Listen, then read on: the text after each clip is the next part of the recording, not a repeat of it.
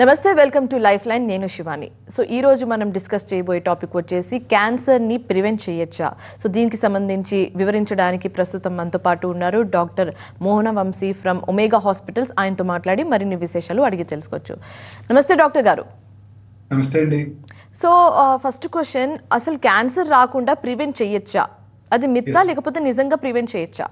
నిజంగా చేయగలవండి. కొత్త జన్యుపరమైన టెస్టుల ద్వారా మనం క్యాన్సర్ రావటాన్ని ముందుగా పసిగట్టవచ్చు. ఇప్పుడు క్యాన్సర్ అనేది ఒక genetic mutation disorder. Genetic mutation అంటే తల్లిదండ్రుల దగ్గర నుంచో అక్క చెల్లెల దగ్గర నుంచో వచ్చిందని కాదు. మన శరీరంలో ఉండే జన్యువుల మ్యూటేషన్ వల్ల ఈ క్యాన్సర్ వస్తుందని సైంటిస్టులు గట్టిగా నమ్ముతున్నారు. జీనోమిక్ మ్యాపింగ్ జరిగిపోయింది. వాట్సన్ అండ్ క్రిక్ మనకు చక్కటి జీనోమిక్ మ్యాపింగ్ చేశారు. మన బాడీలో more than 22,000 proton coding jeans, equally good number of non proton coding jeans ఉంటాయని కనుక్కున్నారు. ఈ ప్రోటాన్ కోడింగ్ జీన్స్లో అంటే మోర్ దెన్ 22,000 ప్రోటాన్ కోడింగ్ జీన్స్లో 500 to 600 ఆంకో జీన్స్ అంటే క్యాన్సర్ కారక జన్యువులు ఉంటాయని కూడా సైంటిస్టులు ఖచ్చితంగా నిర్ధారణ చేశారు. ఈ 500 to 600 ఆంకో జీన్స్ క్యాన్సర్ కారక జన్యువుల్లో వచ్చే మ్యూటేషన్స్ ఆధారంగానే ఈ క్యాన్సర్ వస్తుంది. మరి ఈ మ్యూటేషన్ అంటే ఆ జన్యుల్లో వచ్చే మార్పులకి రావడానికి గల కారణం ఏంటి అని ఇప్పుడు సైంటిస్ట్ని అనలైజ్ చేస్తున్నారు. ముఖ్యంగా మనందరికీ తెలుసు లైఫ్ స్టైల్ ఫ్యాక్టర్స్, ఒబేసిటీ, అలాగే దురలవాట్లు, టొబాకో స్మోకింగ్, ఆల్కహాల్, అలాగే కెనాబిస్ స్మోకింగ్, అవే కాకుండా ఎన్విరాన్మెంటల్ పొల్యూషన్, ఊబకాయము, ప్రాసెస్డ్ ఫుడ్స్, ఇవన్నీ మనం చాలాసార్లు డిస్కస్ చేసాం. ఈ లైఫ్ స్టైల్ రిస్క్స్ వలన ఈ జన్యుపరమైన మ్యూటేషన్స్ వచ్చి ఈ జన్యుపరమైన మ్యూటేషన్స్ వల్లనే క్యాన్సర్ వస్తుంది అని ఇప్పుడు సైంటిస్టులు గట్టిగా నమ్ముతున్నారు. సో ఈ లైఫ్ స్టైల్ ఫ్యాక్టర్స్ ఏవైతే మన జన్యుపరమైన మ్యూటేషన్స్ని ఇన్ఫ్లుయెన్స్ చేస్తాయో అది వాటిని ఎక్సోమ్స్ అంటారు. అంటే ఈ లైఫ్ స్టైల్ ఫ్యాక్టర్స్ ఎక్సోమ్స్ని స్టిమ్యులేట్ చేస్తే ఆ ఎక్సోమ్స్ వెళ్ళి ఆంకోజీన్స్లో జన్యుపరమైన మ్యూటేషన్కి కారణమవుతాయి. సో ఈ ఎక్సోమ్స్ని కనుక మనం ఇప్పుడు అనలైజ్ చేసినట్టయితే ముందుగానే క్యాన్సర్ రాకముందే క్యాన్సర్ రావటాన్ని ముందుగానే పసిగట్టవచ్చు.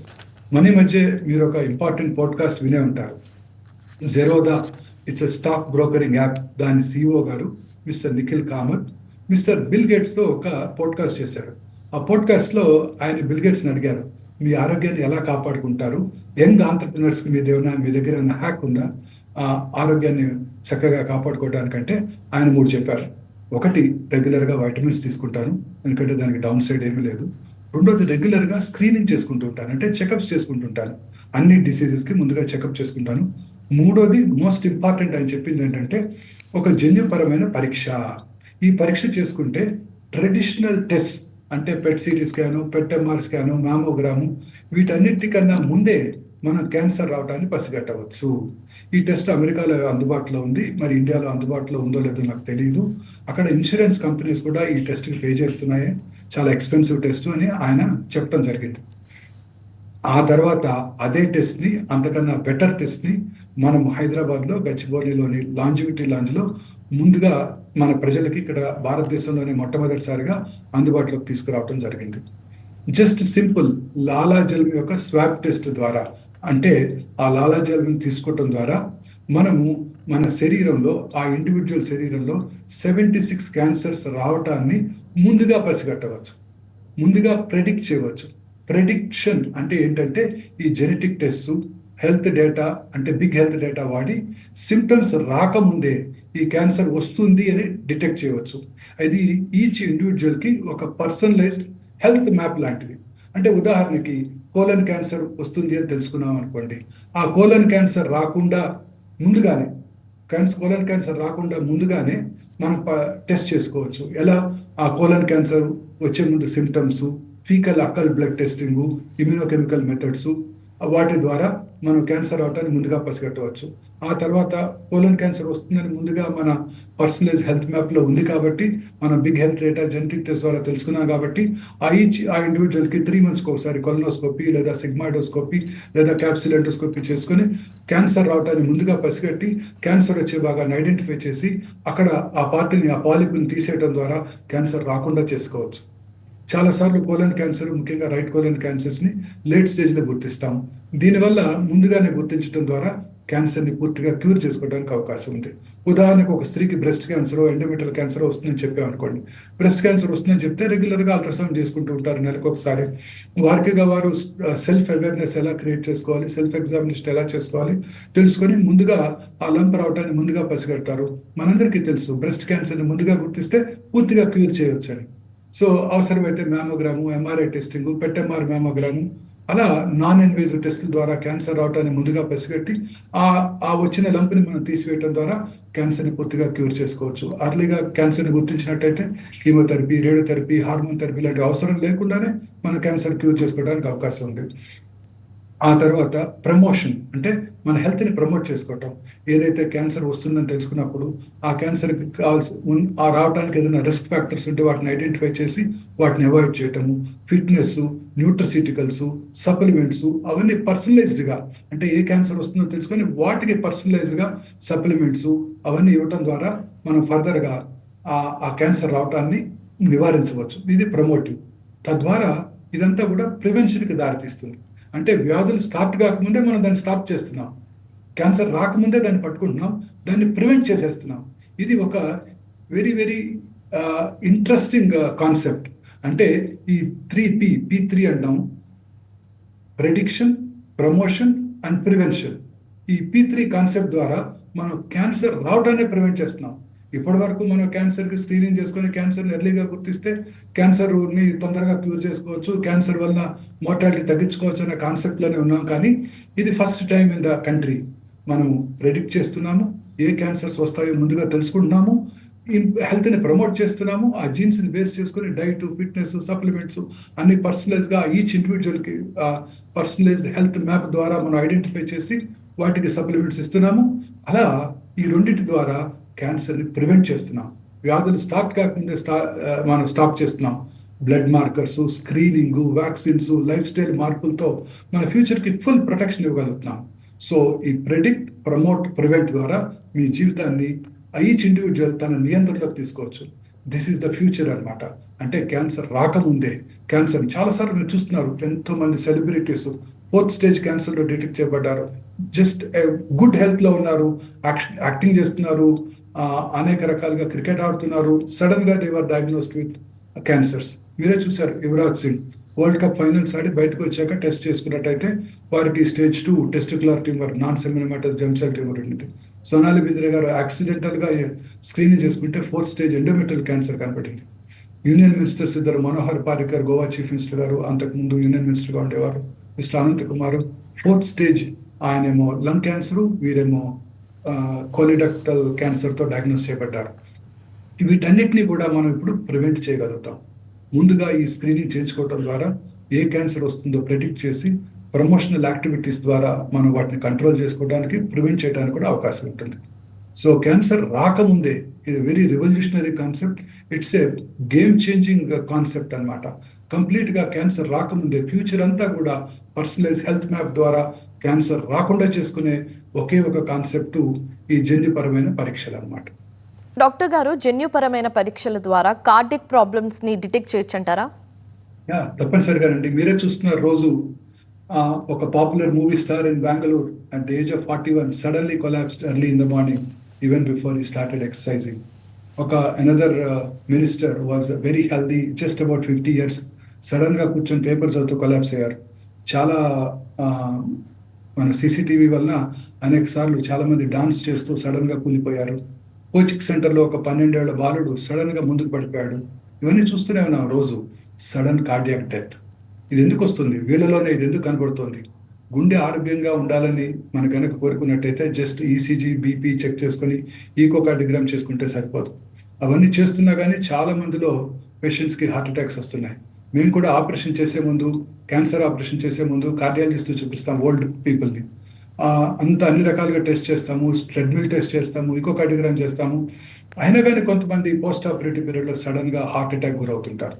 సో వీటన్నిటికీ అనేక రకాలైన జెనెటిక్ కాజెస్ ఉన్నాయి. ఆ జీన్స్లోని రహస్యాలను మనం బయట పెట్టగలిగినట్టయితే ఈ ప్రివెంటివ్ కార్డియాక్ జెనెటిక్ స్క్రీనింగ్ మనకి ఉపయోగపడుతుంది. అంటే ప్రతి ఇండివిజువల్కి arrhythmias, atrial fibrillation, cardiac stroke, myocardial infarction, sudden cardiac death, sudden గా పడిపోతున్నారు. అలాగే బ్లడ్ లో క్లాటింగ్ డిసార్డర్స్, ఇవన్నీ ముందే డిటెక్ట్ చేయవచ్చు. ఇవి కాకుండా కొలెస్ట్రాల్ ప్రాబ్లమ్స్, హై ఎల్డిఎల్ అంటే చెడు కొలెస్ట్రాల్కి ఎందువల్ల ఎక్కువగా ఉంటుంది, సన్నగా ఉన్నాడు, అసలు ఏమి తినడు, వెజిటేరియన్, వీగన్, హెల్దీ డైట్ తీసుకుంటాడు అని ఎల్డిఎల్ మాత్రం 125 ఉంటుంది. దీనికి గల కారణం ఏంటి అంటే హై ఎల్డిఎల్ కారణమైన కొన్ని జెనెటిక్ మాడిఫికేషన్స్ ఉన్నాయి. జీన్స్ కొన్ని అబ్నార్మల్గా ఉండటం వలన వాటికి ఆ ఇండివిజువల్కి హై ఎల్డిఎల్ ఉంటుంది. ఎంతో ఆరోగ్యకరమైన లైఫ్ స్టైల్ గడుపుతున్నాడు, ఒక్కసారి కూడా స్మోకింగ్ చేయలేదు, ఆల్కహాల్ తాగలేదు, రోజు ఎక్సర్సైజ్ చేస్తున్నాడు, peaceful life, just simple office job, ఎటువంటి ప్రాబ్లమ్స్ లేవు, అయినా కానీ సడన్ కార్డియాక్ డెత్ గురవుతున్నారు. వాళ్ళ ఎల్డిఎల్ ఏమో 150 ఉంటుంది. వీటికి గల కారణమైన జీన్స్ని మనం ఐడెంటిఫై చేయగలుగుతాం ఇప్పుడు.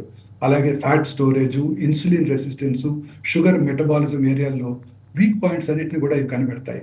అలాగే ఆర్టరీస్, వెయిన్స్, వాటిలో ఏమైనా క్లాటింగ్ అబ్నార్మాలిటీస్ ఉన్నాయా, రక్తం ఏమైనా గడ్డగడుతున్నాయా, అవి పేటెంట్గా ఉన్నాయా లేవా, ఇవన్నీ కూడా మన జన్యు పరీక్షల ద్వారానే గుర్తించవచ్చు.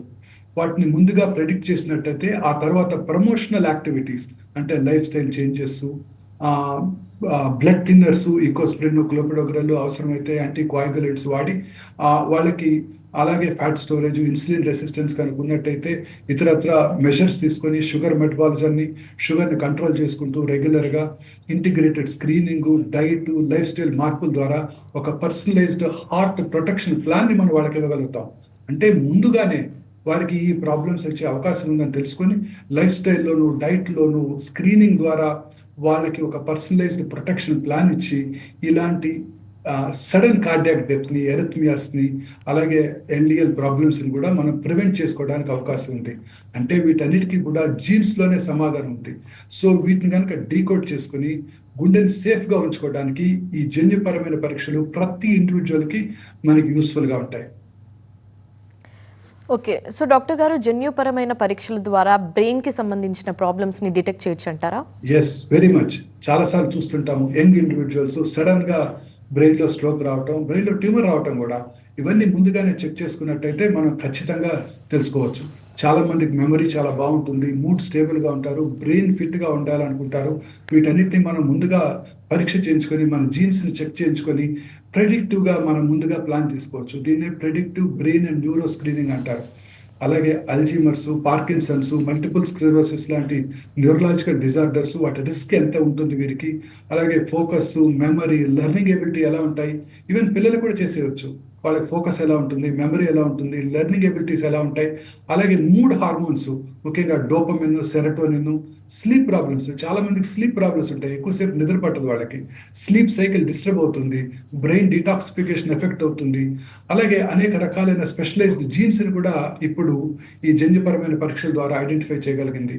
ఎపో జీన్స్ అనేది ఎల్జీమర్ రిస్క్ చూపిస్తుంది, డిఆర్డి2 జీన్ అనేది మోటివేషన్, మెమరీ జీన్స్, అలాగే రకరకాల జీన్స్, నిద్ర క్వాలిటీ, సర్కేడియన్ రిథమ్ అంటే డే టైం పడుకోకుండా ఉంటాం, రాత్రిపూట పడుకోవటం, ఇవన్నీ వెరీ ఇంపార్టెంట్. ఇది క్యాన్సర్ని కూడా ప్రివెంట్ చేస్తుంది.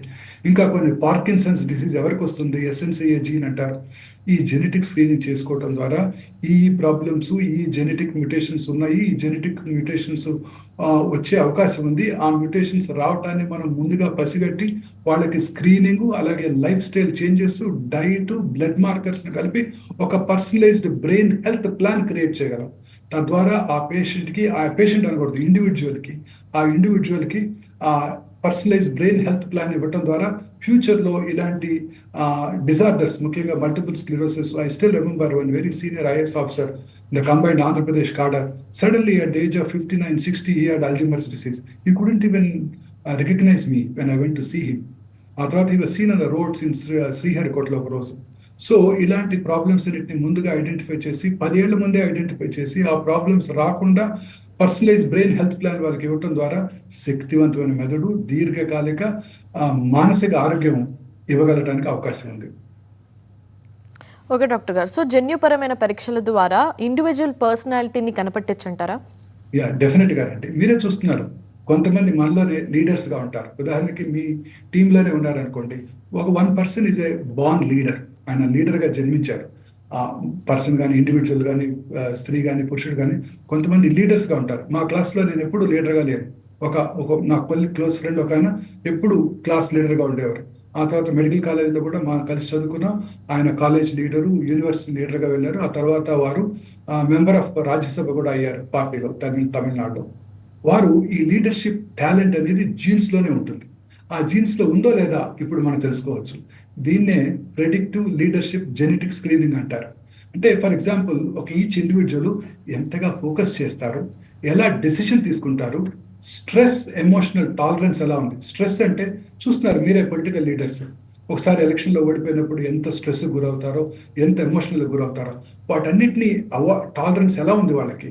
అంటే ఎలక్షన్లో ఓడిపోయినా స్ట్రెస్ గురవకుండా, ఎమోషనల్ గురవకుండా తన పార్టీని కంబైన్డ్గా ఉంచి తన పార్టీని మళ్ళీ నెక్స్ట్ ఎలక్షన్కి లీడ్ చేయగలిగిన వాడే డెఫినెటివ్ లీడర్.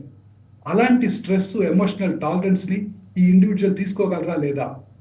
అలాగే క్రికెట్లో ఎంతో క్రిటిసిజం ఉండింది మిస్టర్ రోహిత్ శర్మ మీద. మీరే చూశారు, పాలిటీషియన్స్ కూడా కామెంట్ చేశారు, ఆయన బాడీ షామింగ్ చేశారు. అయినప్పటికీ ఆయన ఎంతో ఆ స్ట్రెస్ని ఎమోషనల్గా డిస్టర్బ్ అవ్వకుండా ఇండియాని మొన్న మధ్య ఆ T20 క్రికెట్ కప్లో కప్పు గెలిచిపెట్టారు. That is leadership quality.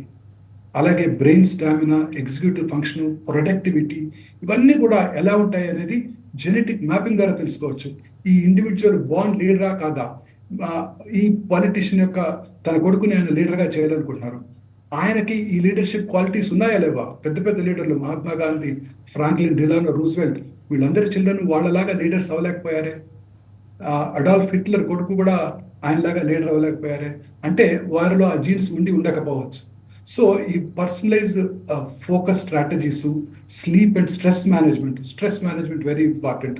Productivity boost, mental resilience upgrade. అంటే ఎవరైతే లీడరు ఓడిపోయినా కానీ ఎంతో స్ట్రాంగ్గా ఉండి తన టీంని, తన పార్టీని ఒక గెలుపుకు నెక్స్ట్ ఎలక్షన్ తీసుకెళ్ళగలిగిన వాడే నిజమైన లీడరు.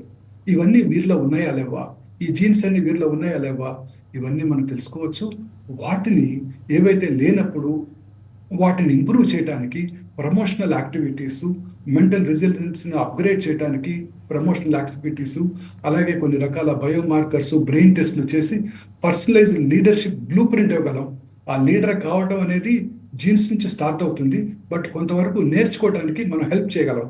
ఏవైతే జీన్స్ వారిలో అబ్సెంట్ ఉన్నాయో వాటిని ఇంప్రూవైజ్ చేయడానికి, ఆ ఎమోషన్ని, స్ట్రెస్ని తీసుకునే జీన్ అబ్సెంట్ ఉందనుకోండి, దాన్ని ఇంప్రూవైజ్ చేయడానికి ఆ లీడర్కి మెడిటేషన్ అవన్నీ నేర్పించి ఆ ఎమోషన్ని ఎలా తీసుకోవాలో నేర్పించగలటమే ఈ పర్సనలైజ్డ్ లీడర్షిప్ బ్లూ ప్రింట్ అన్నమాట.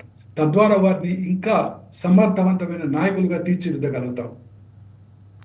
ఓకే అలాగే డాక్టర్ గారు, సో క్యాన్సర్ని డిటెక్ట్ చేయడానికి స్క్రీన్ టెస్టింగ్ అనేది చాలా ఇంపార్టెంట్. మీరు ఇందాక నుంచి ఆ వర్డ్ని స్ట్రెస్ కూడా చేస్తున్నారు.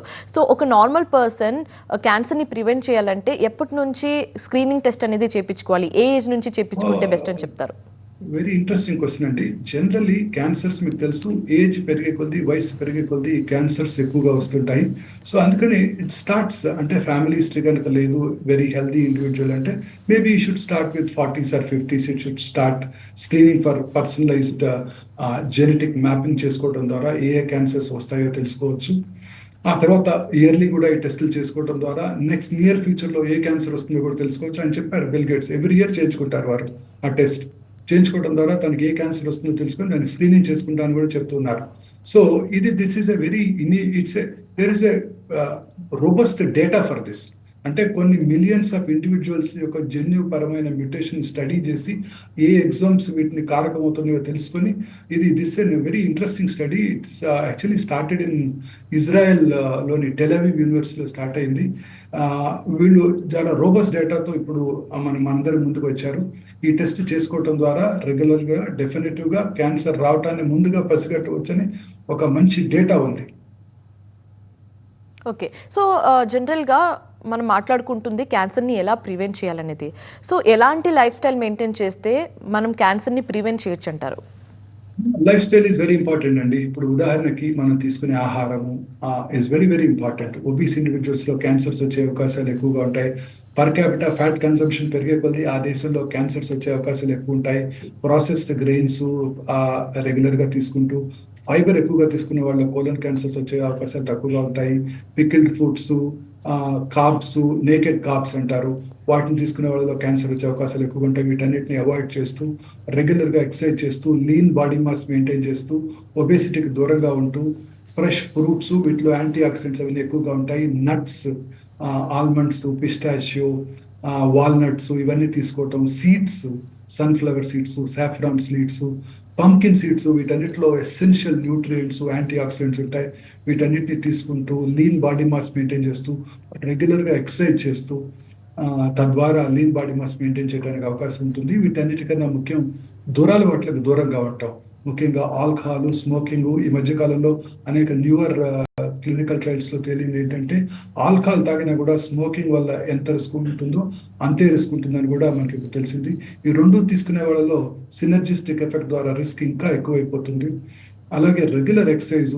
నా సిట్టింగ్ ఈజ్ న్యూ స్మోకింగ్ అంటే ఎక్కువసేపు especially senior executives, leaders, okay. అలాగే వీళ్ళంతా రెగ్యులర్ గా ఎక్కువసేపు కూర్చోవడం వల్ల ఇవన్నీ కూడా క్యాన్సర్ అవడానికి దోహదం చేస్తాయి. వీటితో పాటు environmental factors, pollution, urban living ఇవన్నీ కూడా క్యాన్సర్ కి దారితీస్తాయి.